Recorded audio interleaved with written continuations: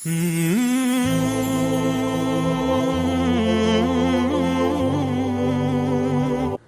اللہ کے بارے میں برے خیالات آئیں، حمزہ یو کے، میرے دل میں اللہ کے بارے میں برے خیالات آتے ہیں جو کہ میں زبان پہ نہیں لانا چاہتا، اس صورتحال میں کیا کروں؟ واہ بھائی واہ، زبان پہ تو نہیں لانا چاہتے لیکن آپ نے باقاعدہ ویڈیو بنا کے مسئلہ بھیج دیا اور پھر ریٹن فارم میں ہمارے ایڈمن نے اس کو لکھ کے بھی بھیج دیا۔ تو دیکھو بھائی، یہ ایمان کی علامت ہے۔ حدیث سے یہ بات ثابت ہے کہ اگر آپ کے دل میں برے خیالات آ رہے ہیں اللہ کے بارے میں، نبی کے بارے میں، اسلام کے بارے میں، اور آپ اس پہ پریشان ہو رہے ہو، تو یہ ایمان کی علامت ہے۔ ایمان کی علامت اس لیے ہے کہ اگر آپ واقعی بے ایمان ہو چکے ہوتے تو آپ ان خیالات پہ پریشان نہیں ہوتے بلکہ خوش ہوتے۔ دیکھو، جس کا اللہ پر ایمان نہیں ہوتا تو وہ اس کو جب اللہ کے بارے میں برے خیالات آتے ہیں نا، جیسے ایتھیس لوگ ہیں اور ملحد لوگ ہیں جو اللہ کو مانتے ہی نہیں ہیں، یا اللہ کو مانتے ہیں مگر اللہ کی ماننا پسند نہیں کرتے بلکہ وہ ماننا نہ ماننا برابر ہے، تو ان کے سامنے جب کوئی اللہ پہ اعتراضات کرے یا ان کے دل میں اللہ کے بارے میں برے خیالات ہیں تو وہ پریشان نہیں ہوتے بلکہ وہ اور کفر میں مضبوط ہوتے ہیں۔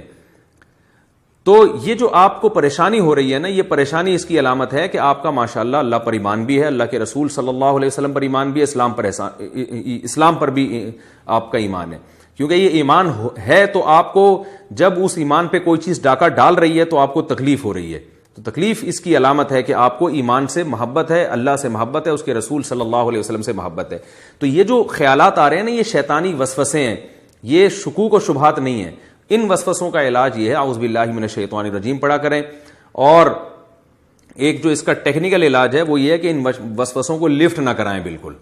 لفٹ کا مطلب نہ ان کو بھگانے کی کوشش کریں نہ ان کو لانے کی کوشش کریں، جو خود سے آ رہے ہیں آنے دیں، اور مطمئن رہیں کہ ان سے کچھ بھی نہیں ہوگا انشاءاللہ، کوئی پریشانی کی بات نہیں ہے۔ اپنے کاموں میں مشغول رہیں، دن رات کی جو آپ کی ایکٹیویٹیز ہیں دین اور دنیا کی، اس میں مشغول رہیں، جو خیالات آ رہے ہیں آنے دیں، نکالنے کی بھی کوشش نہ کریں اور لانے کی بھی کوشش نہ کریں، اور پریشان ہونا چھوڑ دیں، بلکہ یہ سوچ کے خوش ہوا کریں کہ اگر جو غیر اختیاری پریشانی ہو رہی ہے اس پہ آپ کو انشاءاللہ ثواب بھی ملے گا۔ تو لہذا ان کو نہ زبان سے ادا کریں، نہ ان کو لکھ کے دیں،